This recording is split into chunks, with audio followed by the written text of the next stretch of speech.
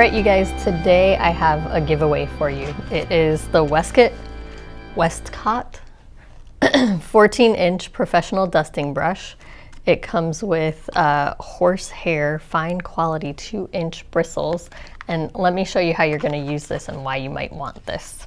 So if I'm drawing and I smudge like I have over here, and I erase, or I need to erase a little bit of this outline because I've got it showing through the drawing, you can see that what happens is I pile up all these eraser crumbs right here. So with the dusting brush, this is a different one, and this one actually seems to be falling apart because I've left it for so long. But what you're gonna do is get those eraser crumbs off the page. Most of them will come up. Every once in a while you'll get one that sticks, and then you can pull it up with your eraser. So, but you'll be able to get most of those eraser crumbs off the page with the dusting brush.